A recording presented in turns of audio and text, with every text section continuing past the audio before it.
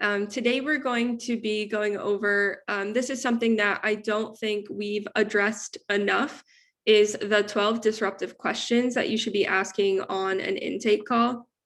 So we're not only going to be addressing those and running through them, but we're going to be talking about how you can leverage those on social media.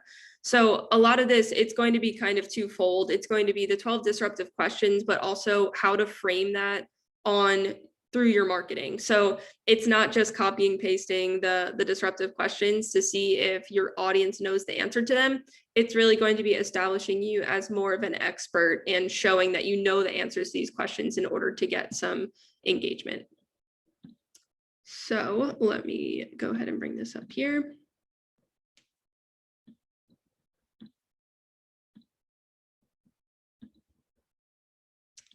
All right. Hopefully you can see my screen. So leveraging in your marketing, this is also just going to be some general, I don't think this is going to take the full time. We're trying to shorten these webinars a little bit. So at the end, we can kind of open it up for just a general marketing social media Q&A if anyone has questions. If you're trying to work that into your 2022 marketing strategy, that is awesome. So going ahead and getting started, we will go through the actual 12 disruptive questions that you should be asking, but really I first want to identify how to frame this on social media rather than, like I said, just copying and pasting one of these questions and putting it out to your audience. That's likely going to see very minimal engagement, because I think some of these too, if you aren't having a conversation with someone and they're not reading your body language or hearing your voice, it can come through as almost your being, how do I want to say it? Not demeaning, because I know that's not how it's supposed to come through, but if you're putting out your expertise in question form, it can be a little intimidating for someone to reach out and offer that they don't know the answer to something. So the goal here is to frame this as a statement or educational piece rather than a question. So one of the examples is, are you aware of the tax credits and how to qualify for them, if you even do qualify for them? So rather than posting that as a question on social media, you could say, these are the different kinds of tax credits and how to find out if you qualify for each of them. That is a great piece of education, and someone could still take the action to reach out to you and say, hey, it seems like I might qualify for this one. Could we have a conversation to look into that further? That can even be your call to action to someone, is to reach out if you would like to learn more about this or dive deeper into your specific situation. So running through very quickly, because we're not going to dive into every 12 questions on here, but the 12 disruptive questions, this is something that we haven't touched on in a while, so we'll run through. Number one is, have they had the pre-purchase consultation in the past? So if this is someone who has done a transaction before, if they're already in a home, make sure that you ask them this so that you're also showing that you're very valuable and you're more of an advisor than most people in the industry. So I think how Ryan frames it a lot of the time is even, I'm sorry if you haven't had one of these in the past and you haven't had a lender that has taken the time to really run through your specific situation. The tax credits we already mentioned, are you aware of them? Run through and make sure that they are qualifying for any of the ones that are relevant to them.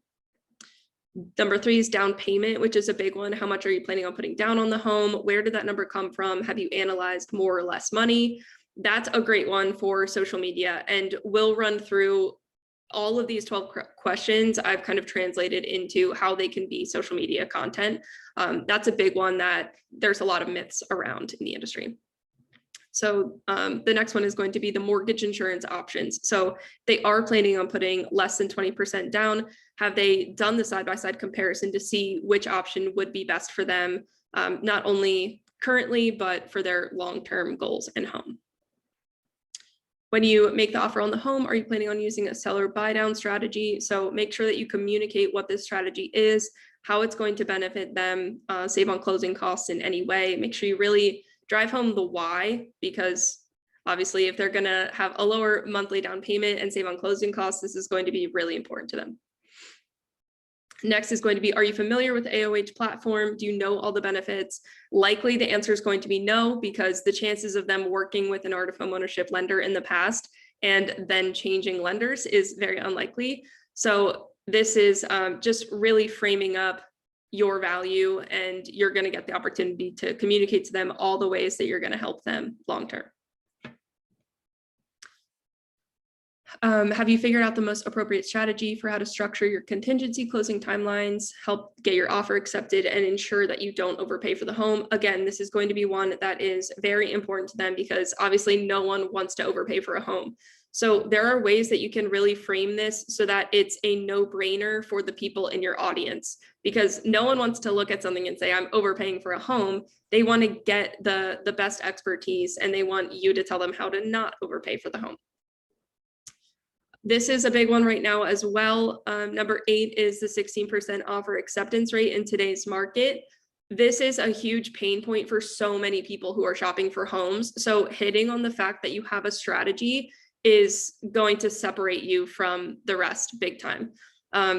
Our clients get their offers accepted at a 72% rate. That may be Ryan's specific instance. So look at your own business, see what that acceptance rate is. Obviously, you don't want to just be throwing numbers out there if it's not accurate, but make sure that you communicate that you do have a strategy for this. And if you need to run through the bulletproof buyer presentation, all of that is in the ELP. So if you don't feel confident in your strategy around getting offers accepted, make sure to really dive into that. In terms of your age and timeline with the home, have you been able to map out how it will fit into your retirement plan and strategy? This is something a lot of people really don't think about, is how your home is going to fit into a retirement strategy. So if your demographic, this is really relevant to you. If you're working with, say, reverse mortgages or the older generations, this is going to be really relevant to your audience. And that would be a really great topic to hit on. The equity analysis plan, financial transition plan, ensure that you're making the best decisions possible with your current home as you transition into a new home. Many people don't know that this is even a thing, a financial transition plan. Before Art of Homeownership, I had never even heard of that. So if they do own a home, make sure to drive home why that is relevant to them and why they should go through with it. This is also a big one and is going to really position you as an advisor. So there are so many people out there, and I say the mortgage industry, I think it's very easy to just get by being a, your run-of-the-mill mortgage professional, because our society is so undereducated about mortgage and real estate and finance and everything that goes with it. So if you're doing the bare minimum, someone could think that you have really great service and you're doing a really good job advising them, but in reality, you could be going the extra mile. So what you can do versus what you should do as a consumer, they're going to be very different. And it's likely that the mortgage professionals that they've worked with in the past have been telling them what they can do, but not actually advising them on this is going to be the best course of action for you and your specific scenario. And then do you have any plans to recast this loan in the near future? Make sure you show them the value of that and when and if they should take advantage of it. So those are the disruptive questions that we have in the ELP, and they're listed and worded exactly like you see here. Now, what I've done is translated these into social media content and how it could be framed as different kinds of posts. And then at the end, we're actually going to get into, I've mapped out a kind of an example calendar to show you the different types of content and how you could really be mapping out the different topics on a weekly basis. So running through the same thing, I'm not going to dive deep into these, but I'll send out this afterwards. So if you want to use these examples and these topics to build some content around, feel free to do so. So this is the way, whether it's a post, a video, if you're into blogs, YouTube videos, you can use these even as the titles of your content to show people the value of each of these things. So for example, a pre-purchase consultation, a lot of people don't know the value or what that even is. So you want to identify what is it and why it's important.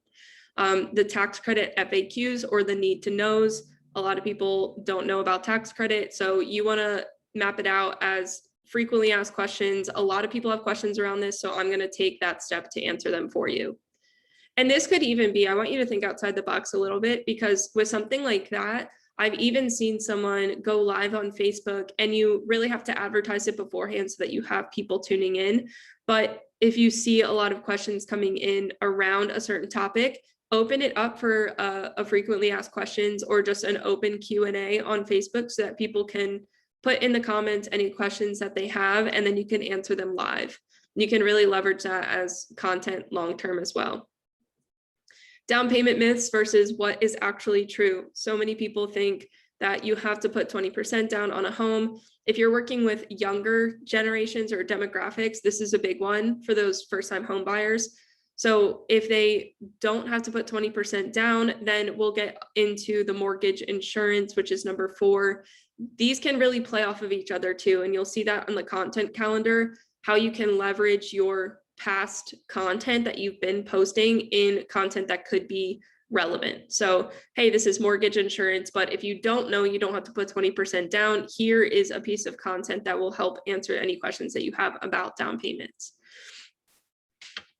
The art of homeownership itself, number 6, this could be, I mean, all of this, these 12 disruptive questions, I've mapped it out in a way that you could really use this as an entire year's worth of content.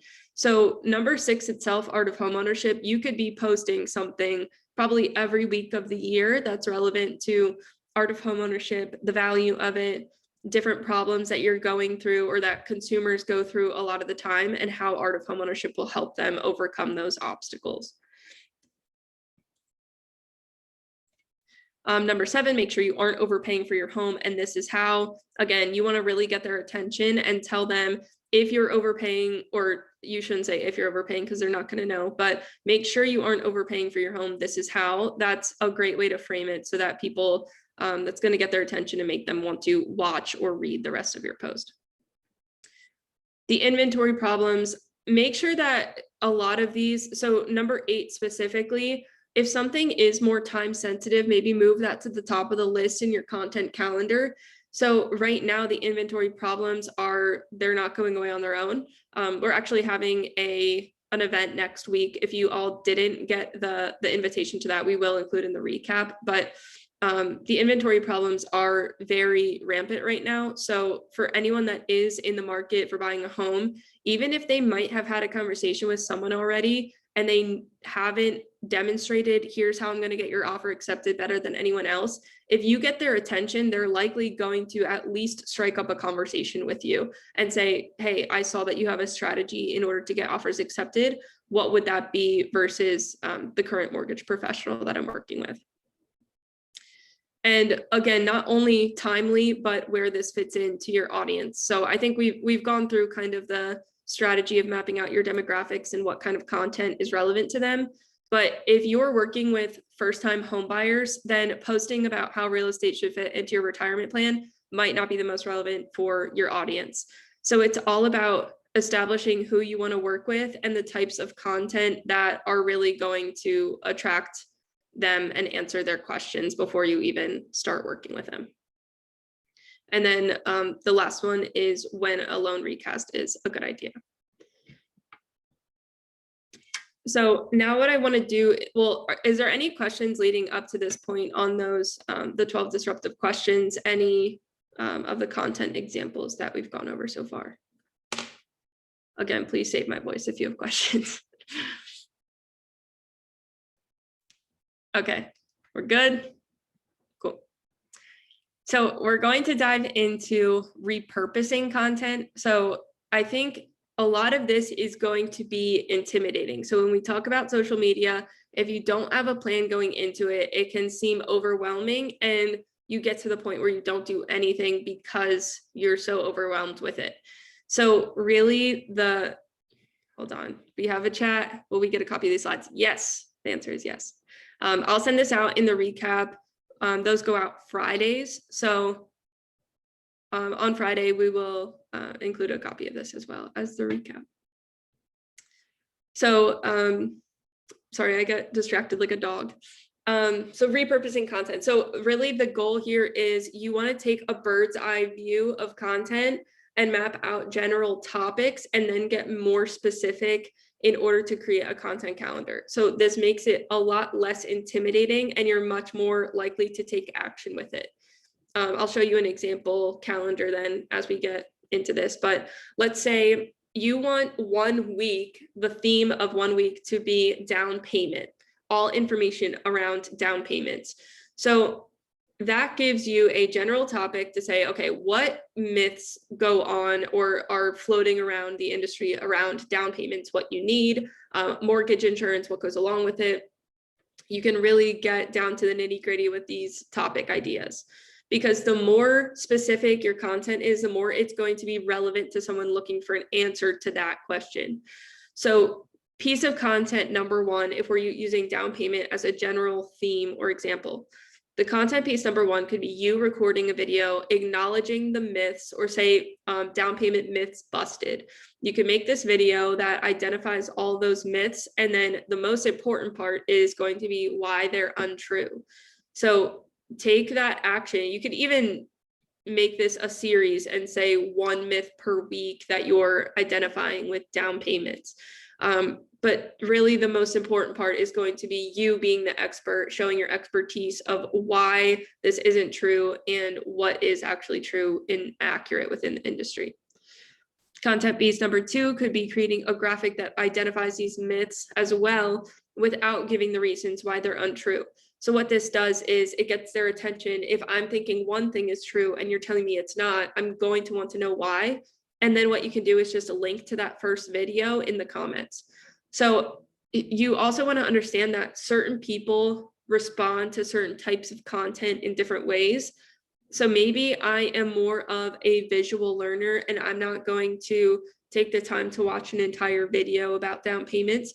But if I'm scrolling through social media and I see an entire graph about the different myths that go along with down payments, why they're untrue, then maybe that's going to catch my attention more so than a video would. So you can put the same content into different forms and it could still be hitting different people. So you're not being redundant by posting the same content. A lot of the time people don't even look at the content anyway. So don't think that, oh my gosh, everyone's going to see this and think that I'm being annoying by posting the same content. The reality is none of us are that special and no one really remembers what we're posting. So don't worry about repeating yourself or posting content. Even if it's a few weeks apart from each other, that could still be really relevant and hit someone when it's more relevant to them. And then content piece number 3 could be finding or creating an infographic that shows an example of home price, down payment, and monthly payment with or without PMI. So this is something I've seen in the industry that's really effective. If you show someone exactly like affordability, I see it a lot with affordability. So showing the different examples of this is what your monthly payment's going to be with PMI and without PMI, but you want to then create follow-up content to say, if you are not putting all of your money into a down payment, this is what you could do otherwise, and this is where you could put it to generate even more money and income for yourself. Because that's the big thing. Everyone sees a higher monthly payment and they automatically think bad, but if they have extra money left over, there's still things that they could be doing to maximize that. Content piece number 4 could be a video that shows what they can do, like I just mentioned, with the money that they don't put into a down payment. So whether it's showing investments and the potential return, linking them to different investment apps or ways that they can take action with investing. This is really where the strategic partnerships come into play, and you can lean on your financial advisors. Maybe if you want to do like a Q&A session on Facebook, right after you post that piece of content, you want to really just have your content lean on each other and help each other out, because they could have follow-up questions to one piece of content. Make sure that you create a piece of content to answer that question.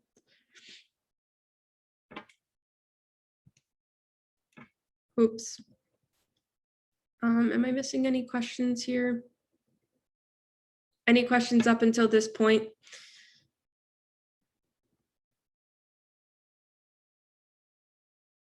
Okay, I think we're good.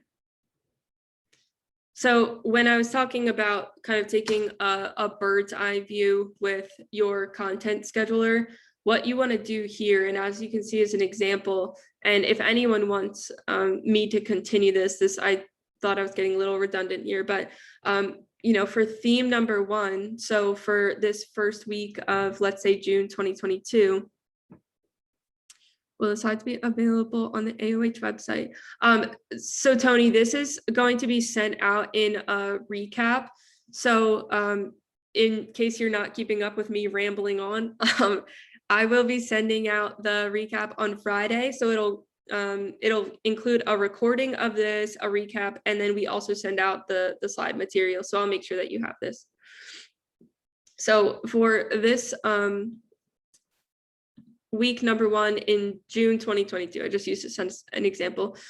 So let's say down payments is going to be this theme, tax credits is going to be the next week, and then the week after that will be mortgage insurance.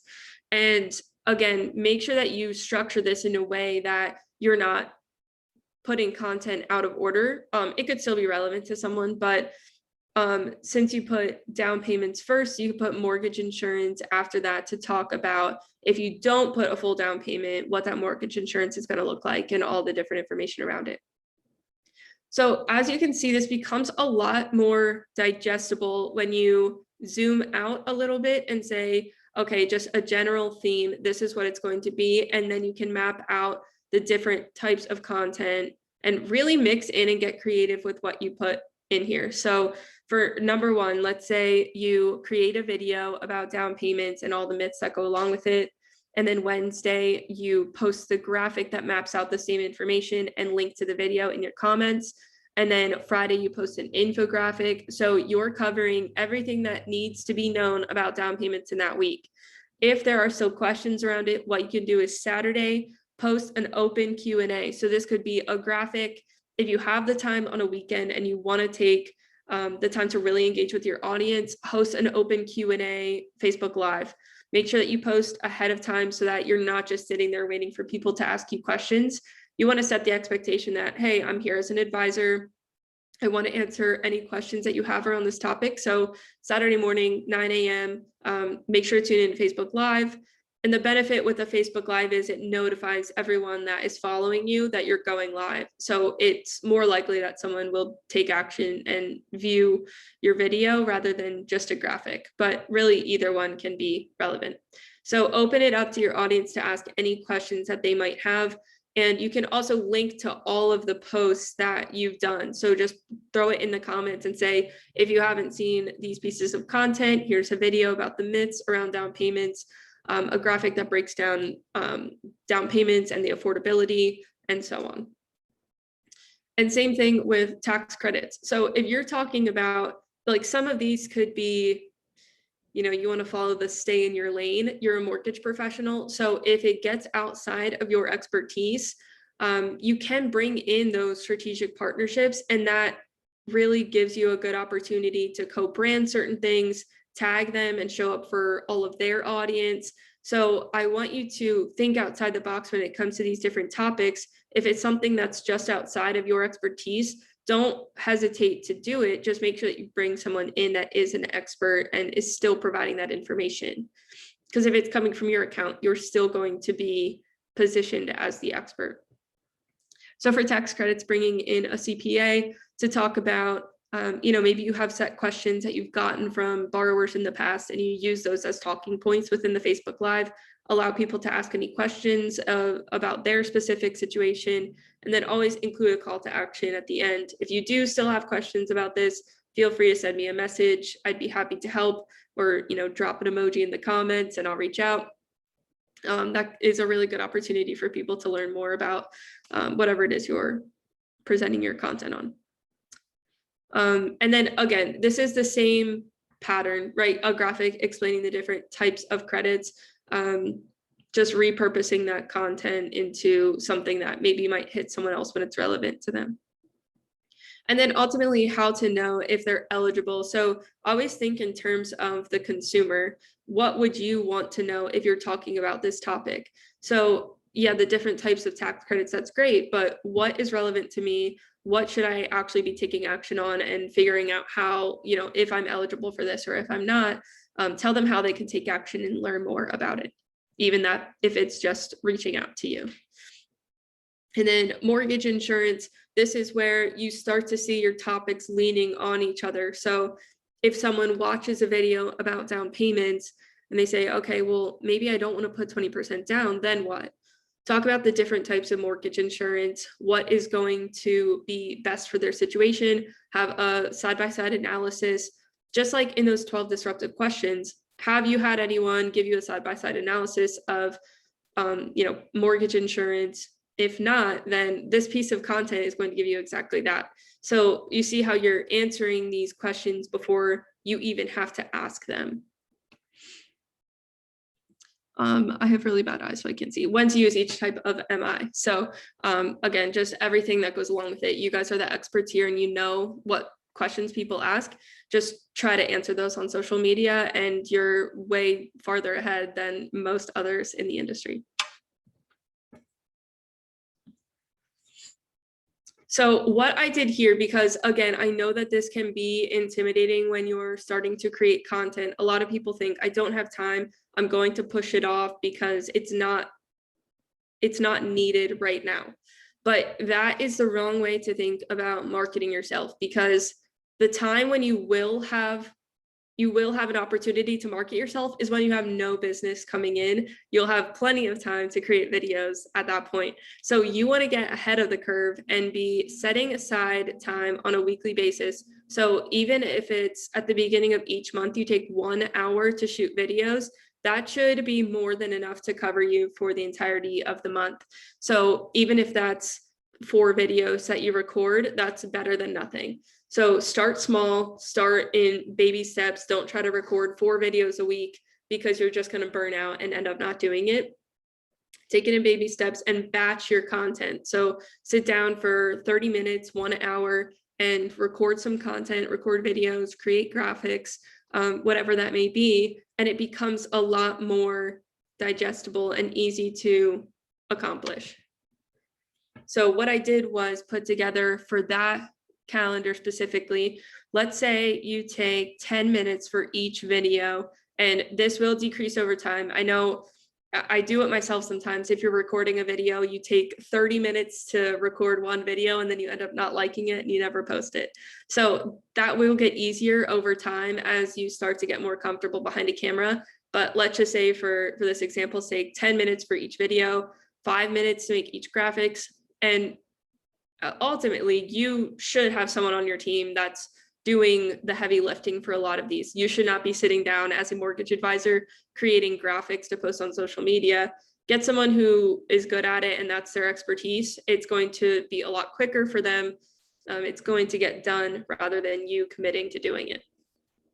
The content sourcing, allow yourself to be the resource, because ultimately, if it's you giving the advice, you know that that end user is going to be getting the same experience every time, rather than finding random information on the internet if it's someone else doing your content. And then the Q&A engagement, let's say you do a Facebook Live and it maybe takes 30 minutes to run through the questions that people have and create the content around whatever topic you decide. So total time for 1 month's worth of content could be less than 3 hours.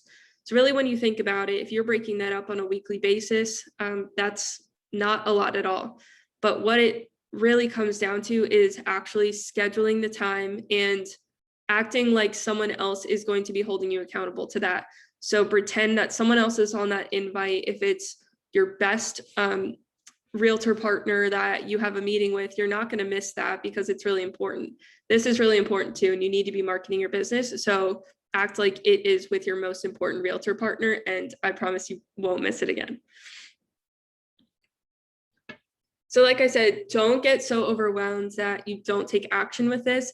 Just take a step back from the content, map it out at a high level, and then start to get more into the nitty-gritty. Because if you're listing out specific topics and you have a list that's filling up an entire piece of paper, it's very unlikely that you're going to take action with it. So map it out from a high level bird's eye view.